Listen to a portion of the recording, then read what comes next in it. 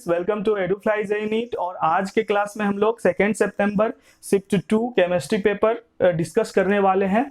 तो जो first question यहाँ पे मैं ले रहा हूँ वो ऑर्गेनिक केमिस्ट्री से था, वो डिस्कस कर लेते हैं हम लोग। तो आपको क्वेश्चन में क्या दिया हुआ है, गिवन कंपाउंड, एक कंपाउंड आपको दिया हुआ है जिसका जनरल मॉलिक्यूलर फॉर्मूला क्या है, C9H10O react with HI and produce 2 compounds. एक जनरल मॉलिक्यूलर फॉर्मूला, एक कंपाउंड C9H10O दिया गया है और वो किसी HI से रिएक्ट करता है और आपको 2 कंपाउंड देता है A एंड B। A जो है वो येलो पीपीटी देता है जब वो AgNO3 के साथ रिएक्ट करता है, और B क्या करता है, पॉजिटिव आयोडोफॉर्म शो करता है कब, टोटोमर शो करने के बाद। ठीक है, तो इस क्वेश्चन का हम लोग देख लेते हैं पहले अप्रोच क्या रहेगा हमारा। तो एक ऑप्शन जो दिया हुआ है वो मैंने ले लिया, इसी से रिलेटेड 3 ऑप्शन और दिए हुए थे तो हम लोग वो भी देख लेंगे। सबसे पहला ऑप्शन जो था वो हम लोग डिस्कशन कर लेते हैं। तो यहाँ पे जो जनरल मॉलिक्यूलर फॉर्मूला है इस कंपाउंड का C9H10O है। ठीक है, C6 ये हो गया, 1 2 3 C9 हो गया, और हाइड्रोजन जो है इसमें कितने हैं, 10 हाइड्रोजन है। और ये जो कंपाउंड है ये क्या है, ईथर है। तो जब हम लोग HI ऐड करेंगे ईथर में, आपको मैंने ये चीजें ईथर टॉपिक मैंने पढ़ाया नहीं है, फिर भी जिनको पता होगा कि जब भी ईथर किसी भी इलेक्ट्रोफाइल और न्यूक्लियोफाइल वाले कॉम्बिनेशन वाले सिस्टम के साथ जब रिएक्ट करता है तो ईथर का बॉन्ड टूट जाता है ना। क्लीवेज ऑफ ईथर उस टॉपिक को हम लोग बोल रहे हैं, है ना। तो यहाँ पे क्या होगा, जब भी ROR, जब भी कभी ROR किसी HA means HCl, HBr, HI इस टाइप के कंपाउंड से कभी भी रिएक्ट होता है तो क्या होगा, वहां पे ईथर का बॉन्ड जो होगा वो क्या होगा, टूटेगा। ठीक है, तो क्यों टूटता है यहाँ पे हम लोग एक बार देख लेते हैं। देखिए हमने सिस्टम इसमें ऐसा डाला है, एक एसिड सिस्टम, एसिडिक सिस्टम डाला है। HI is more acidic then HCl, GOC में आपको ये चीजें पता ही है। अब यहाँ पे क्या होगा, H प्लस है और I माइनस है। अब जैसे ही ये ईथर इसका लोन पेयर जैसे ही H प्लस को देखेगा उस पे क्या करेगा, अटैक करेगा। ये जो ऑक्सीजन है ये न्यूट्रल सिस्टम था, इस पे क्या है, लोन पेयर, ये क्या कर रहा है, अटैक कर रहा है, किस पे, H प्लस पे। अब जैसे ये अटैक करेगा तो O पे क्या, कौन सा चार्ज आ जाएगा, पॉजिटिव चार्ज आ जाएगा। मतलब यहाँ पे जो प्रोडक्ट बनने वाला है, मैं बेंजीन को PH लिख दे रहा हूं, PHCH2 single bond OH plus और इस साइड में CH डबल बॉन्ड CH2। ठीक है, मींस आपको बस जब भी आप ईथर का ब्रेक करवाओ, उसके बॉन्ड को तोड़ो, तो उसमें क्या देखना है कि इनिशिएट कहां से होगा, इनिशिएट होगा जब भी O का जो लोन पेयर है वो अटैक मारेगा किसी भी H प्लस पे। ठीक है, इसने अटैक किया O पे H प्लस। अब हम लोग देखेंगे कि यहाँ पे जो ऑक्सीजन है, ऑक्सीजन एक क्या है, इलेक्ट्रोनेगेटिव एटम है। ये इलेक्ट्रोनेगेटिव एटम क्या चाह रहा होगा कि भाई मुझे क्या करें, इलेक्ट्रॉन को ही दे, मतलब मैं पॉजिटिव बन गया हूं, अब वो क्या चाहेगा कि मेरे को कोई इलेक्ट्रॉन दे। तो या तो वो इस वाले बॉन्ड से इलेक्ट्रॉन लेना चाहेगा या इस वाले बॉन्ड से इलेक्ट्रॉन लेना चाहेगा। तो क्या होगा कि दोनों में से कोई सा भी एक बॉन्ड टूटेगा। तो आप कौन सा बॉन्ड तोड़ोगे, इसके लिए सिंपल ट्रिक मैं आपको बता रहा हूं कि भाई आप क्या करना, उस वाले बॉन्ड को तोड़ना जहां पे कार्बोकेटायन ज्यादा स्टेबल बन रहा है। दोनों बॉन्ड को तोड़ के देख लेना, यहां मैंने बॉन्ड तोड़ा तो यहां पे पॉजिटिव, यहां मैंने तोड़ा तो यहां पे पॉजिटिव। डबल बॉन्ड में पॉजिटिव आएगा तो वो अनस्टेबल रहेगा, इस वाले में पॉजिटिव आएगा तो क्या होगा, PHCH2 प्लस, मतलब बेंजीन के साथ क्या हो जाएगा, ये स्टेबलाइज हो जाएगा, बेंजीन के साथ स्टेबलाइज हो जाएगा। और इस साइड में क्या बन जाएगा, CH2 double bond CH single bond OH। ठीक है, अब PHCH2 प्लस है, उसमें I माइनस क्या करेगा, अटैक कर देगा। तो क्या बना देगा, यहां पे हमें क्या मिल जाएगा, PHCH2I मिल जाएगा। ठीक है, तो एक कंपाउंड PHCH2I मिला, दूसरा compound CH2 double bond CHOH मिला। क्वेश्चन में बोल रहा है कि भाई जब ये टोटोमर्स जब शो करता है तो क्या बना देता है, ये जो टोटोमर्स शो करेगा वो कंपाउंड क्या करेगा, आयोडोफॉर्म टेस्ट देगा। तो टोटोमर्स शो करने के लिए क्या होगा, यहाँ पे एक यहां से क्या जाएगा, H+ जाएगा, ठीक है, और यहां से ये वाला जो इलेक्ट्रॉन है यहां से इधर शिफ्ट होगा तो क्या बना देगा यहाँ पे CH3CH डबल बॉन्ड O। तो एक कंपाउंड A ये मिल गया, दूसरा कंपाउंड B ये मिल गया, ठीक है। तो ये एक कंपाउंड को अगर हम लोग AgNO3 में ऐड करेंगे तो क्या मिलने वाला है हमें, AgI का प्रेसिपिटेट मिलने वाला है, जो कि कैसा कलर होता है, yellow PPT with AgNO3। AgNO3 में जब हम लोग इसमें ऐड करेंगे तो हमें क्या मिलने वाला है, येलो प्रेसिपिटेट मिलने वाला है। ये वाला कंपाउंड क्या करता है, आयोडोफॉर्म टेस्ट शो करता है। आयोडोफॉर्म टेस्ट मैं डिटेल में जब पढ़ाऊंगा तो उस समय मैं बता दूंगा। अभी के लिए बस मैं आपको बता देता हूं कि जो CH3 C double bond O group उसमें होना चाहिए, वो क्या शो करता है, वो आयोडोफॉर्म टेस्ट शो करता है। कोई सा भी कंपाउंड अगर आपको दिया गया है कि जहां पे CH3 C double bond O मिल रहा है सिस्टम, तो वो आप डायरेक्टली कर देना कि भाई ये आयोडोफॉर्म टेस्ट शो करता है। देन फ्रेंड नेक्स्ट क्वेश्चन भी ऑर्गेनिक केमिस्ट्री से रिलेटेड है। क्या दिया गया है आपको, एक बेंजीन रिंग सिस्टम है, उसमें क्या लगा हुआ है, फंक्शनल ग्रुप OH लगा हुआ है, CH3 लगा हुआ है और NO2 लगा हुआ है, ठीक है। उसमें क्या बोला जा रहा है कि यार हम लोग इसमें ना मिक्स एसिड यूज कर रहे हैं, मिक्स एसिड यूज कर रहे हैं, मतलब HNO3 plus H2SO4। Mix acid क्या देता है आपको, NO2 प्लस इलेक्ट्रोफाइल देता है, ठीक है। मतलब जब भी बेंजीन रिंग को हम लोग किसी भी इलेक्ट्रोफाइल में लेके जाते हैं, इलेक्ट्रोफाइल के पास लेके जाते हैं, वहां पे क्या होता है फ्रेंड, इलेक्ट्रोफिलिक एरोमेटिक सब्स्टिट्यूशन होता है, ये हमें पता है। अगर नॉर्मल बेंजीन रिंग रहा तो वो क्या होगा, वहां पे NO2 प्लस कहीं पे भी अटैक कर देगा।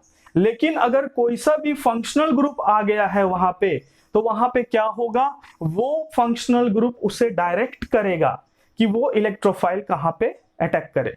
तो जब दो या दो से ज्यादा फंक्शनल ग्रुप किसी भी बेंजीन रिंग में आ जाता है और आपको क्या करवाना है, इलेक्ट्रोफिलिक एरोमेटिक सब्स्टिट्यूशन करवाना है, तो आप क्या करोगे, उस समय आप देखोगे कि कौन सबसे ज्यादा इलेक्ट्रॉन डोनेटिंग ग्रुप है, कौन सबसे ज्यादा इलेक्ट्रॉन डोनेट करने का पावर किसके पास ज्यादा है। सिंपल ये चीज देखना है, देख लेते हैं। ये OH जो शो करता है ये +R इफेक्ट शो करता है और -I शो करता है, लेकिन डोमिनेटिंग फैक्टर जो होता है +R होता है।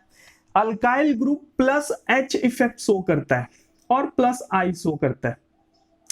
NO2 ग्रुप -I और -R इफेक्ट शो करता है।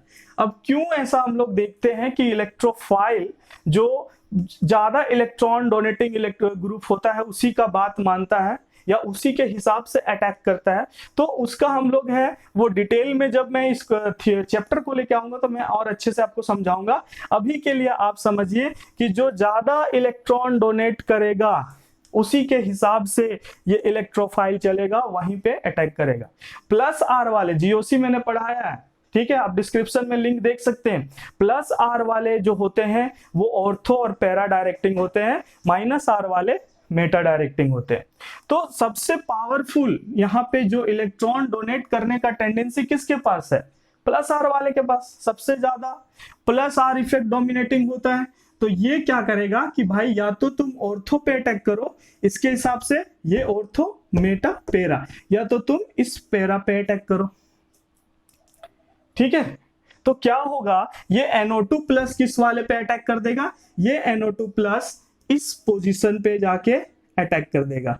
मतलब यहां पे आप NO2 लगा देते, यहां पे लगाते तो क्या हो जाता, 3 ग्रुप एक साथ है तो यहां पे स्टेरिक क्राउडिंग इंक्रीज हो जाता, स्टेबल उतना सिस्टम स्टेबल नहीं रहता। इस रीजन से आप क्या बोलोगे कि सर हम लोग पैरा पोजीशन पे NO2 ग्रुप लगा देंगे और यही हमारा फाइनल आंसर होगा। बहुत इजी क्वेश्चन था। देन फ्रेंड नेक्स्ट क्वेश्चन हम लोग ले रहे हैं। ये क्वेश्चन जो है वो एलिमिनेशन और सब्स्टिट्यूशन रिएक्शन से रिलेटेड है। आप अल्काइल हैलाइड चैप्टर जब पढ़ोगे तो उसमें से जो फर्स्ट टॉपिक जो आपको रिएक्शन पढ़ना है यही न्यूक्लियोफिलिक सब्स्टिट्यूशन रिएक्शन पढ़ना है और न्यूक्लियोफिलिक एलिमिनेशन रिएक्शन पढ़ना है। ठीक है, तो इसमें आपको बहुत क्वेश्चन इजी करके दिया गया था। यहाँ पे 3 डिग्री अल्काइल हैलाइड दिया हुआ है। ठीक है, 3 डिग्री अल्काइल हैलाइड दिया हुआ है और उसमें एक्वस NaOH ऐड कर रहे हैं। तो भाई जो अल्काइल हैलाइड चैप्टर जब आप पढ़ते हो तो उसमें सबसे फर्स्ट थिंग जो डिफरेंशिएट आपको करने के लिए दिया जाता है कि भाई जब एक्वस NaOH रहेगा मतलब वीक बेस रहेगा उस समय आप सब्स्टिट्यूशन कराओगे, जब एल्कोहलिक KOH रहेगा तो आप एलिमिनेशन करवाओगे। ठीक है, तो यहाँ पे जो एल्कोहलिक KOH मतलब यहाँ पे जो अल्कोहल के साथ जो OH माइनस है ये सेकेंड रिएक्शन में दिया गया है, फर्स्ट में एक्वस दिया गया है। इसी से क्लियर हो जाता है कि ये SN मैकेनिज्म है और SN में भी 2 होते हैं, SN1 SN2। यहाँ पे जो देखोगे 3 डिग्री तो इससे पता चल जाता है SN1 है। ठीक है, और ये आपका E2 है, E2 एलिमिनेशन है। ठीक है, देखिए क्या दिया गया है यहाँ पे कि जो रेट होता है वो रेट क्या है K और RX पे डिपेंड कर रहा है। मतलब रेट ऑफ रिएक्शन जो है वो सबस्ट्रेट पे ही डिपेंड कर रहा है। K तो कांस्टेंट हो गया। यहाँ पे E2 एलिमिनेशन में जो रेट है वो डिपेंड कर रहा है RX अल्काइल हैलाइड के कॉन्सेंट्रेशन पे और दूसरा OH माइनस के कॉन्सेंट्रेशन पे। ठीक है, अब ये आपको पूरा कंप्लीट दे दिया था रेट ऑफ रिएक्शन। अगर आप ऑर्गेनिक केमिस्ट्री नहीं भी जान रहे होते और आपने केमिकल काइनेटिक्स पढ़ा होगा तो आपको ये क्वेश्चन सॉल्व हो जाता। ठीक है, रेट ऑफ रिएक्शन। अब इसमें से जो ऑप्शन पूछ रहा है correct statement regarding their two reaction 1 and 2 rate of 1 reaction remain unchanged if concentration of OH minus increases. भाई बोल रहा है कि जो फर्स्ट रिएक्शन है, यहां मैं लिख देता हूं, ये फर्स्ट रिएक्शन दिया हुआ था, ये सेकेंड रिएक्शन दिया हुआ था।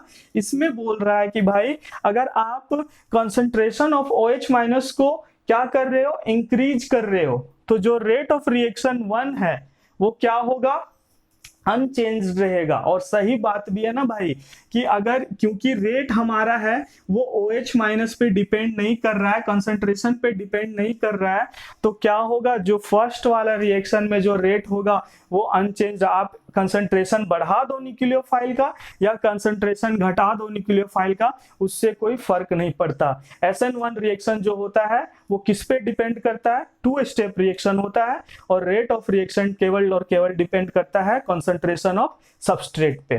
ठीक है, और 3 ऑप्शन दिए गए थे इसमें। Rate of second reaction remain unchanged if concentration of OH minus increases. Rate of second reaction remains unchanged, ये तो पॉसिबल है ही नहीं भाई ना, क्योंकि रेट जो है ये RX के कंसंट्रेशन पे भी डिपेंड कर रहा है और न्यूक्लियोफाइल OH माइनस के कंसंट्रेशन पे भी डिपेंड कर रहा है। तो आप क्या बोलोगे कि सर ये सेकेंड ऑप्शन गलत था। इसी तरीके से 3rd और 4 भी था, है ना। इसमें सिंपल सा बस आपको ये समझना था, तो फर्स्ट ऑप्शन ही हमारा करेक्ट आ गया। तो ये ऑप्शन फर्स्ट ऑप्शन क्या होगा, करेक्ट होगा। ओके फ्रेंड, नेक्स्ट जो क्वेश्चन है वो GOC से रिलेटेड है, जनरल ऑर्गेनिक केमिस्ट्री से रिलेटेड है, जो कि मैंने पूरा कंप्लीट करवाया है। आपको कोई सा भी अगर दिक्कत आ रहा है तो एक बार आप प्लेलिस्ट में जाके देख लीजिएगा जनरल ऑर्गेनिक केमिस्ट्री का पूरा वीडियो। तो इसमें फ्रेंड क्या किया गया, हर साल क्वेश्चन आता है, बहुत ही फेवरेट क्वेश्चन है ये JEE मेंस का। Find out order of acidic strength. Acidic strength का ऑर्डर फाइंड करने के लिए बोला जा रहा है। क्या दिया गया है यहाँ पे, OH दिया गया है, ठीक है, A मान लिया गया, मीन्स इसका जो हाइड्रोजन निकलेगा तो उसका कि वो कितना ज्यादा एसिडिक होगा। दूसरा जो OH है उसे C मान लिया गया। तीसरा जो दिया गया है कार्बोक्सिलिक एसिड, उसे B मान लिया गया। और इसमें जो है अल्काइन ग्रुप इथाइन दिया गया है, उसे D मान लिया गया उसके हाइड्रोजन से। तो मैं अगर आप मेरा वीडियो देखोगे तो वहां मैंने एक्सप्लेन किया है भाई कि जब भी एसिडिक स्ट्रेंथ फाइंड करने के लिए दिया जाता है तो आप क्या करो, H+ हटाओ और कॉन्जुगेट बेस का वहां पे स्टेबिलिटी चेक करो। एनसीईआरटी का एक क्वेश्चन है, एनसीईआरटी में है, उसी के बेसिस पे ये क्वेश्चन दिया गया है। मान लीजिए आपको दिया गया फिनॉल, फिनॉल दिया गया है यहाँ पे OH, और आपको दिया जा रहा है फॉर्मिक एसिड। आप दोनों में ज्यादा एसिडिक किसे बोलोगे, ठीक है, आप दोनों में ज्यादा एसिडिक किसे बोलोगे? तो हमारे पास सिंपली हमें क्या आता है कि भाई H प्लस हटाओ, कॉन्जुगेट बेस बनाओ। हमने यहाँ पे H प्लस हटाया, कॉन्जुगेट बेस बनाया, H प्लस हटाया, कॉन्जुगेट बेस बनाया। अब देखिए दूसरा चीज हमने बोला था कि जब कॉन्जुगेट बेस आप बन जाएगा तो उसके बाद आप स्टेबिलिटी का यूज करोगे। यहाँ पे देखिए जो फिनोल के फिनोक्साइड आयन है, तो ये क्या कहा जाएगा? ये जाएगा रेजोनेंस में। ठीक है, मतलब ये रेजोनेंस के थ्रू डीलोकलाइज हो रहा है, पूरे रिंग में घूमेगा, वहां वाला इलेक्ट्रॉन नीचे उतरेगा और पूरे रिंग में घूमेगा। ठीक है, यहां पे अगर हम लोग बात करें इस वाले में, तो ये यहां से यहां जाएगा, ये यहां से यहां जाएगा, यहां भी रेजोनेंस हो रहा है, लेकिन जो नेगेटिव चार्ज है वो O माइनस के पास ही रहेगा हर बार। यहां पे जो O माइनस का चार्ज था वो C माइनस भी कभी बनेगा।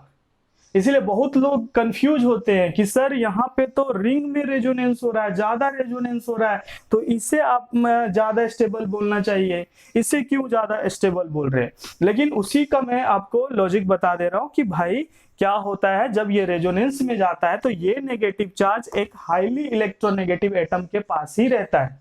यहाँ पे जो high electronegative atom O minus था, तो जब ये रेजोनेंस में जाता है तो ये कार्बन C माइनस पे भी जाता है।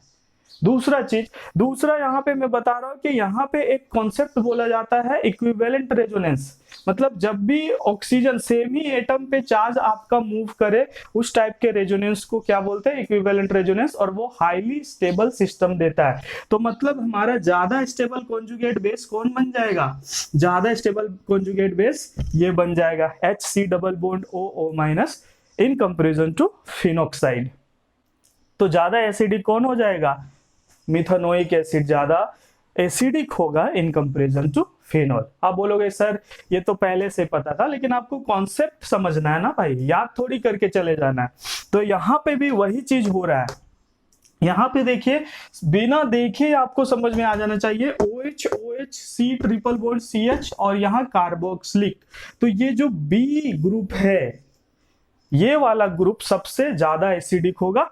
रीजन क्या है? हम भी यहाँ पे क्या करेंगे? O माइनस H प्लस बनाएंगे, ये रेजोनेंस में जाएगा, इसका कॉन्जुगेट बेस सबसे ज्यादा स्टेबल।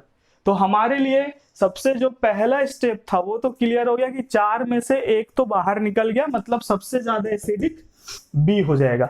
उसके बाद यहाँ पे देखिए O के पास नेगेटिव चार्ज आएगा, अगर आप हटाओगे H प्लस को तो यहाँ पे O पे नेगेटिव चार्ज आएगा, O पे नेगेटिव चार्ज आएगा, यहाँ पे C पे नेगेटिव आएगा, मतलब sp कार्बन पे नेगेटिव चार्ज आएगा। तीनों में सबसे ज्यादा इलेक्ट्रोनेगेटिव ये दोनों, वो तो पीछे रह गया, मतलब 4th पोजीशन पे D हो जाएगा। अब हमारे लिए डिसाइडिंग फैक्टर क्या रहेगा? ये दोनों का। अगर आप एसिडिक स्ट्रेंथ फाइंड कर लेते हो तो आप फाइंड कर लोगे कि ऑर्डर क्या है। B हमें सबसे टॉप वाला मिल गया और सबसे लीस्ट एसिडिक D मिल गया। इसके बाद हम लोग देखते हैं यहाँ पे O माइनस चाहेगा कि भाई मेरे से इलेक्ट्रॉन निकाले, ये रेजोनेंस के थ्रू यहां से इलेक्ट्रॉन निकलेगा भी। ठीक है, यहां से इलेक्ट्रॉन निकलेगा भी, यहां भी रेजोनेंस के थ्रू इलेक्ट्रॉन निकलेगा, लेकिन दोनों में रेजोनेंस हो रहा है तो दोनों कॉमन चीज है। दोनों में डिफरेंट क्या है वो देखिए। यहां पे फर्स्ट पोजीशन मान रहे हैं OH का, तो ortho Meta para, para position पे -R इफेक्ट लगा रहा है, मतलब रेजोनेंस के थ्रू इलेक्ट्रॉन को खींचेगा तो ज्यादा खींचेगा। इसके कंपैरिजन में ये देखिए फर्स्ट पोजीशन ऑर्थो मेटा, तो मेटा पे -R is not applicable, -I applicable. तो इसके लिए तो क्या है? रेजोनेंस -R है, लेकिन इसके लिए -R नहीं है, इसका मतलब ज्यादा एसिडिक C, उसके बाद A। तो हमारा ऑर्डर क्या हो जाएगा friends? B greater than C greater than A greater than D, B C A D। ठीक है, उम्मीद करता हूं कि आपको समझ में आ गया होगा। नहीं आया है तो एक बार आप जाके एसिडिक स्ट्रेंथ GOC का पार्ट मैंने पूरा कंप्लीट बेसिक से पढ़ा दिया है, आप एक बार वो वीडियो देखिए। ओके, देन नेक्स्ट हम लोग आते हैं क्वेश्चन पे, जो 5th क्वेश्चन है। ये बहुत ही इजी क्वेश्चन था, केमिस्ट्री इस बार का इजी आ रहा है मुझे जहां तक लग रहा है, अगर बच्चे अच्छे से पढ़े होंगे तो। यहाँ पे आप देखिए ये जो फॉर्म है बॉन्ड लाइन फॉर्म दिया गया, अगर कंफ्यूज हो रहे हो आप तो मैं इसको लिख देता हूं सिंपल फॉर्म में। ये आपका CH3 साथ में CH और फ्लोरीन लगा हुआ है, उसके बाद CH Br लगा हुआ है और फिर CH2 और इसी के साथ CH3। ठीक है, तो CH3 CHF CHBr CH2 CH3 है। ठीक है, यहां पे कार्बन, ये आपका कार्बन, ये carbon carbon carbon. Bond line form में क्या होता है, कार्बन हाइड्रोजन हिडन होता है, तो आपको खुद से समझना होता है कि इसमें कार्बन कहाँ पे है, हाइड्रोजन कितना होगा, और हाइड्रोजन हम लोग उसके बॉन्ड के हिसाब से देख लेते हैं कि कितना वो बॉन्ड बना रहा है। ठीक, देखिए फ्रेंड, कोई सा भी अगर आप अल्काइल हैलाइड सिस्टम में अगर आप कोई बेस डालते हो, न्यूक्लियोफाइल डालते हो, स्ट्रॉन्ग बेस डालते हो, तो क्या होने वाला है, या तो सब्स्टिट्यूशन होने वाला है, न्यूक्लियोफिलिक सब्स्टिट्यूशन होने वाला है, या तो एलिमिनेशन होने वाला है। तो इस तरीके से आपने पढ़ा भी होगा, और या मैं जब पढ़ाऊंगा उस समय आपको डिटेल बता दूंगा, या इससे पहले मैंने एक क्वेश्चन डिस्कस किया है, उसमें मैंने आपको बताया कि जब एक्वस QH होगा तो आंख बंद करके आपको सब्स्टिट्यूशन के लिए चले जाना है। जब भी एल्कोहलिक KH हुआ, एल्कोहलिक KH का मतलब क्या है, मीन्स एल्कोहल में OH माइनस, जैसे इससे पहले मैंने क्वेश्चन लिया उसमें आपको समझ में आया होगा। तो यहाँ पे जब भी एल्कोहलिक KH आपको मिले तो आपको क्या करवा देना है, E2 एलिमिनेशन करवा देना है, मतलब अल्फा बीटा एलिमिनेशन करवा देना है। अल्फा बीटा या बीटा एलिमिनेशन हम लोग बोलते हैं इसे। ठीक है, बीटा एलिमिनेशन आपको करवा देना है। बीटा एलिमिनेशन होता क्या है, एक आपको सिंपल एग्जांपल दे रहा हूं, अगर जहां पे दो हाइड्रोजन नहीं है, CH3 CH2 CHBr CH3, ठीक है, आपको करना क्या होता है, मैं अलग से एक एग्जांपल ले रहा हूं, उसमें करना क्या होता है, आपको जो लिविंग ग्रुप है जो निकलने के लिए रेडी है, लिविंग ग्रुप जो निकलने के लिए रेडी है, भाई कार्बन और हेलोजन में ज्यादा इलेक्ट्रोनेगेटिव हेलोजन है तो वो निकलना चाहेगा। ठीक है, और यहाँ पे जब आप स्ट्रॉन्ग बेस डालोगे तो वो एक H+ को लेना चाहेगा। इसका पूरा मैकेनिज्म समझेंगे, लेकिन अभी ट्रिक बता दे रहा हूं। जब भी आपको RX मिले, अल्फा पे आप जाइए, अल्फा कार्बन मैंने बताया है एक वीडियो में, आप देखना, जब मैं हाइपर कॉन्जुगेशन पढ़ा रहा हूं तो वहां पे मैंने बताया, अल्फा कार्बन किसी भी सिस्टम के रिलेटिव में जो फर्स्ट कार्बन होता है उसे अल्फा कार्बन बोलते हैं। यहाँ पे ब्रोमीन के रिलेटिव में जो फर्स्ट कार्बन है इसे अल्फा कार्बन बोलेंगे। ठीक है, इसके आजू बाजू वाले को बीटा कार्बन बोलेंगे। तो इस वाले सिचुएशन में आपको क्या करना है, बीटा एलिमिनेशन या E2 एलिमिनेशन में याद रखिए आप कि अल्फा से हेलोजन हटाते हैं और बीटा से हाइड्रोजन हटाते हैं। यहाँ दो बीटा कार्बन है तो दो टाइप का एल्कीन बनेगा इस वाले सिचुएशन में। क्वेश्चन पे आते हैं हम लोग। ये आपको जो दिया गया है क्वेश्चन, यहाँ पे दो लिविंग ग्रुप है हमारे पास, एक तो फ्लोरीन एक ब्रोमीन। तो जब इसका मैकेनिज्म आप पढ़ोगे तो उसमें आप देखोगे एक पॉइंट फीचर्स कि भाई better leaving group faster is the reaction, means जितना अच्छा लिविंग ग्रुप होगा, मींस निकलने के बाद जो ज्यादा स्टेबल होगा उतना ही मेरा रिएक्शन फास्टर होगा। यहाँ पे ये निकलेगा तो F- बनाएगा, ये निकलेगा तो Br- बनाएगा। तो F- और Br- में कौन ज्यादा स्टेबल, फिर से जनरल ऑर्गेनिक केमिस्ट्री। इसलिए मैं बोलता हूँ general organic chemistry is backbone of organic chemistry. एक बार जब वो समझ जाते हो आप तो बहुत मजा आने लगता है कोई सा भी कॉन्सेप्ट पढ़ने में। F- और Br- में ज्यादा स्टेबल Br-, तो बेटर लिविंग ग्रुप कौन हमारे लिए, Br। मतलब हम F को नहीं निकालेंगे, क्या करेंगे हम लोग भाई, Br को निकालेंगे। तो अल्फा कार्बन ये हो गया हमारे लिए अब, क्योंकि ये निकल रहा है। Br निकलेगा तो हमारे पास देखिए दो टाइप का हाइड्रोजन है, एक तो बीटा यहां है और बीटा डैश ले लेते हैं यहां है। ठीक है, तो यहां वाला हाइड्रोजन जो होगा, ठीक है, और यहां वाला हाइड्रोजन जो होगा उसमें कौन जल्दी निकलना चाहेगा, उसमें से ये हाइड्रोजन जल्दी निकल जाएगा। इसका रीजन है कि ये इलेक्ट्रॉन को अपने तरफ खींच रहा होगा।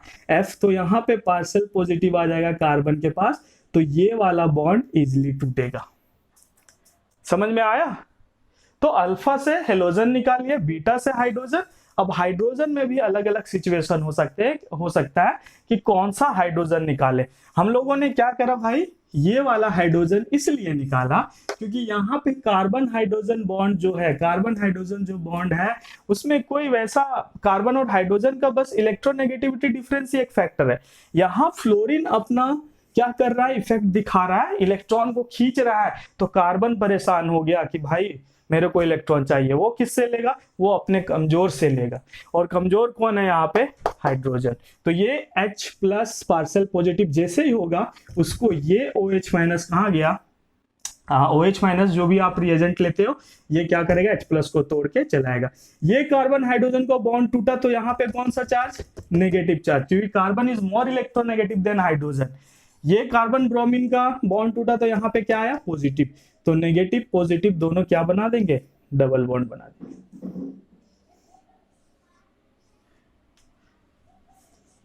मतलब फ्रेंड आपके पास क्या प्रोडक्ट आने वाला है, ये प्रोडक्ट मिलने वाला है। देन फ्रेंड नेक्स्ट क्वेश्चन जो है वो आपका मिक्स्ड क्वेश्चन है, उसमें ग्रिग्नार्ड का भी यूज आ रहा है, इसमें आयोडोफॉर्म टेस्ट का भी यूज आ रहा है, इसमें लुकास टेस्ट का भी यूज आ रहा है। ठीक है, तो अल्कोहल चैप्टर आप ले लिए, ग्रिग्नार्ड चैप्टर ले लिए, ठीक है, RMGX का यूज हो रहा है, आयोडोफॉर्म मतलब एल्डिहाइड वाला चैप्टर ले लिए। ठीक है, तो क्वेश्चन मैं एक बार पढ़ देता हूं। Question, 2 acyclic compounds A and B having same molecular formula C3H6O। ठीक है, 2 असाइक्लिक कंपाउंड, असाइक्लिक का मतलब क्या आपको पता है, सबसे पहला असाइक्लिक का मतलब ओपन चेन, ठीक है, साइक्लिक का मतलब क्लोज्ड। तो जो A और B जो कंपाउंड है इसका जनरल मॉलिक्यूलर फॉर्मूला क्या है, C3H6O, और दोनों क्या है, असाइक्लिक है, मतलब ओपन चेन है, क्लोज चेन नहीं है। ध्यान से समझिए, C3H6 जैसे ही आपको दिया गया, तो जब आप आइसोमर्स पढ़ते हो, फंक्शनल ग्रुप आइसोमर्स, तो वहां पे आपको जनरल मॉलिक्यूलर फॉर्मूला याद करना होता है CnH2n+2O। जो ये जनरल मॉलिक्यूलर फॉर्मूला है ये अल्कोहल एंड ईथर का है, नहीं पता है तो आप याद कर लीजिए, इंपॉर्टेंट चीज बता रहा हूं। CnH2n+2O ये दो फंक्शनल ग्रुप का जनरल मॉलिक्यूलर फॉर्मूला है, किसका, अल्कोहल एंड ईथर का। जो CnH2nO होता है ये आपका होता है एल्डिहाइड एंड कीटोन का। CnH2nO is aldehyde and ketone. इसके बाद अगर हम लोग बात कर लें एसिड के लिए, अगर हम लोग लिख लें CH3C डबल बॉन्ड OH, तो यहां पे आपको क्या मिल रहा है, हाइड्रोजन कितने, 4। तो यहां पे आपको जो जनरल मॉलिक्यूलर फॉर्मूला होगा CnH2nO2, ये एसिड और ईस्टर का होता है। तो ये बहुत ही इंपॉर्टेंट चीज मैं आपको बता रहा हूं। CnH2n+2O is alcohol and ether, CnH2nO is aldehyde and ketone, CnH2nO2 is carboxylic acid and Easter. वो आप एक बार देख लेना। हमें दिया गया C3H6O, मतलब किस वाले कैटेगरी में आ रहा है, या तो ये कीटोन होगा और या तो ये एल्डिहाइड होगा। यहां से आपको हिंट मिल गया कि ओपन चेन है, तो ये A क्या हो सकता है फ्रेंड्स, ये A हो सकता है CH3C double bond O CH3, और क्या हो सकता है friend, CH3 CH2 CH double bond O। ठीक है, या तो कीटोन होगा या तो एल्डिहाइड होगा। जब RMGX इसके साथ रिएक्ट करता है, ग्रिग्नार्ड रिएक्शन जब रिएक्ट करता है कीटोन के साथ या एल्डिहाइड के साथ, तो उस प्रोसेस को हम लोग बोलते हैं न्यूक्लियोफिलिक एडिशन। और जैसे ही आप ग्रिग्नार्ड सुनते हो वैसे ही आपको समझ में आ जाना चाहिए कि CH3- का यूज होने वाला है। मतलब CH3- ग्रिग्नार्ड से हमें क्या मिल रहा है, R-। पूरा कंपाउंड को लेके मत चलो, जो काम वाली बात है वही बात करो। RMGX में हमें किसका यूज पड़ने वाला है, R- का। तो अगर ये CH3- यहाँ पे पार्शियल पॉजिटिव, यहाँ पे पार्शियल नेगेटिव, क्या करेगा, अटैक करेगा, न्यूक्लियोफाइल बनके इधर शिफ्ट कर देगा, क्या बना देगा, H+ एसिडिक मीडियम रहेगा वहां पे, तो CH3C CH3OH। ठीक है, सॉरी इधर CH3 लग जाएगा, यहाँ पे CH3, 3 डिग्री अल्कोहल। यहाँ पे ये CH3- अगर अटैक करता है इस पार्शियल पॉजिटिव पे, तो क्या बना देगा भाई, ये बना देगा CH3 CH2 CHOH और इधर CH3, ठीक है। अटैक किया इस पे, यहाँ पे अटैच हो जाएगा और ये OH इधर आ जाएगा, ठीक है। तो ये आपको मिलने वाला है D और ये मिलने वाला C। कंफर्म कर लेते हैं। आयोडोफॉर्म टेस्ट जो है, ठीक है, आयोडोफॉर्म टेस्ट जो है ये नहीं दे रहा, ये दे रहा है, ठीक है। मैंने आपको बताया था आयोडोफॉर्म टेस्ट चेक करने का technique CH3 C double bond O होना चाहिए या CH3 CHOH होना चाहिए, ठीक है। यहाँ पे CH3 CHOH नहीं है, यहाँ पे CH3 CHOH है। ये पार्ट रहने से ये क्या होगा, आयोडोफॉर्म पॉजिटिव देगा, ठीक है। आयोडोफॉर्म टेस्ट का सिंपल टेक्निक फ्रेंड यही है कि आपको CH3 CHOH होने चाहिए साइड में, या तो CH3 C double bond O होना चाहिए। क्यों होना चाहिए ये जब मैं फुल कोर्स पढ़ाऊंगा तो मैं बताऊंगा आपको। यहाँ पे देखिए आयोडोफॉर्म के बाद लुकास टेस्ट। आपको पता होगा कि जो 3 डिग्री 2 डिग्री और 1 डिग्री अल्कोहल को डिफरेंशिएट करने के लिए जो टेस्ट आता है उसे हम लोग क्या बोलते हैं, लुकास टेस्ट। 1 डिग्री क्या होता है, लुकास टेस्ट नहीं देता, या देता भी है तो 24 घंटे के बाद। 2 डिग्री की बात करें तो 5 to 10 मिनट लगाता है टेस्ट देने में, और 3 डिग्री अल्कोहल जो होता है वो इंस्टेंट टर्बिडिटी दे देता है। तो यहाँ पे अगर आप देखोगे तो लुकास टेस्ट क्या कर रहा है, इंस्टेंट पॉजिटिव टेस्ट दे रहा है, और इसमें क्या होगा 2 डिग्री वाले में 5 to 10 मिनट। मतलब हमारा स्ट्रक्चर क्या हो जाएगा, 3 डिग्री अल्कोहल और यहाँ पे क्या हो जाएगा 2 degree alcohol. C and D क्या हो जाएगा, 3 डिग्री एंड 2 डिग्री अल्कोहल। बहुत ही इजी क्वेश्चन था, 2-3 टॉपिक को मिक्स किया था और उसके बाद आपको दिया था। बहुत मजा आया होगा ये क्वेश्चन सॉल्व करने में, बहुत इजी क्वेश्चन था, जिनको पता होगा उनके लिए। देन फ्रेंड जो नेक्स्ट क्वेश्चन है हमारा वो एटॉमिक स्ट्रक्चर टॉपिक से है, और क्वांटम नंबर्स के बारे में आपको पता होगा, आपने पढ़ रखा है वो चीजें। तो क्वांटम नंबर जो होते हैं हमने पढ़ा है, प्रिंसिपल क्वांटम नंबर जो n से रिप्रेजेंट करते हैं हम लोग, एजुमिथल क्वांटम नंबर और मैग्नेटिक क्वांटम नंबर, ठीक है। उसी से रिलेटेड यहाँ पे क्वेश्चन है। क्या बोल रहा है क्वेश्चन में, number of subshells having n equal to 4 and m equal to -2। तो आपको बोल दे रहा है कि नंबर ऑफ सबसेल कितना होगा जब किसी भी आप एटम का n दे रहा है 2 और m दे रहा है -2। तो पहले समझते हैं कि ये n l m क्या होता है, ठीक है। आपने एक एटम लिया और उसमें जो सेल है उसे हम लोग किससे रिप्रेजेंट करते हैं फ्रेंड्स, उसे हम लोग रिप्रेजेंट करते हैं n से। मतलब जो प्रिंसिपल क्वांटम नंबर है वो बता रहा है कि भाई आपका एटम का साइज कितना बड़ा होगा। मतलब यहां पे अगर n इक्वल टू 1 है, n इक्वल टू 1 है, तो ये यहां पे है वो इलेक्ट्रॉन। क्वांटम नंबर्स क्या है, एक कंप्लीट एड्रेस है किसी भी इलेक्ट्रॉन का। आप उसके थ्रू किसी भी इलेक्ट्रॉन का पता फाइंड कर सकते हो, एड्रेस फाइंड कर सकते हो। n1 बता रहा है, मतलब आपको समझ जाना है कि वो इलेक्ट्रॉन फर्स्ट सेल में घूम रहा है या ऑर्बिट में घूम रहा है, जो भी आप बोलते हो। तो यहाँ पे n इक्वल टू 1 मतलब n से आपको क्या समझ जाना है, सेल के बारे में समझ जान रहा है, ऑर्बिट के बारे में समझ जान रहा है, मतलब साइज के बारे में बता रहा है। सिंपल। आते हैं इसके बाद n के बाद जो first quantum number principal quantum number, इसके बाद आते हैं हम लोग azimuthal quantum number. Azimuthal quantum number क्या बताता है, वो बताता है कि आपका शेप कैसा है, सबसेल का शेप कैसा है, सेल के अंदर सबसेल होगा, है ना, समझते हैं। और किसी भी सबसेल जो होगा, एक सेल के अंदर कितना सबसेल होगा वो हम लोग दिखाते हैं L equal to 0 to n-1। L equal to 0 to n-1। मतलब यहां पे हमने क्या किया, n इक्वल टू 1 लिया तो L का वैल्यू क्या आ रहा है, 0 आ रहा है। तो 0 आ रहा है मतलब इस वाले फर्स्ट में एक ही सबसेल होगा। और आपको पता है क्या होता है, फर्स्ट वाले सेल में 1s एक ही सबसेल होता है। L इक्वल टू 0 का मतलब शेप उसका कैसा है, स्फेरिकल, कोई सा भी डायरेक्शन नहीं है।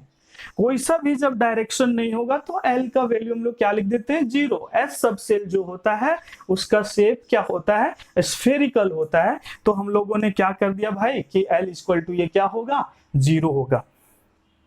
ठीक है। इसके बाद अगर हम लोग बात करें यहाँ पे n इक्वल टू 2 मान लो हम लोग लेते हैं, तो l equal to n minus 2 minus 1, तो l का वैल्यू क्या आ जाएगा फ्रेंड, 0 एंड 1। मतलब बोल रहा है कि भाई यहाँ पे दो सबसेल होगा और वो कैसा कैसा, उसका शेप क्या होगा, एक तो डायरेक्शन लेस होगा, उसमें कोई सा भी डायरेक्शन नहीं होगा, और दूसरा जो होगा वो क्या होगा, उसका एक ही डायरेक्शन होगा, यूनिडायरेक्शनल होगा। पी के बारे में जैसे आपको पता है, पी जो सबसेल होता है वो क्या होता है, डंबल शेप होता है। समझ में आ रहा है ये चीजें, ठीक है। अगर n इक्वल टू हम लोग 3 ले लेते हैं, n इक्वल टू 4 ले लेते हैं, तो l का वैल्यू क्या आ जाएगा, 0 1 2 3। मतलब n इक्वल टू 4 में क्या होंगे, 4 सबसेल होंगे।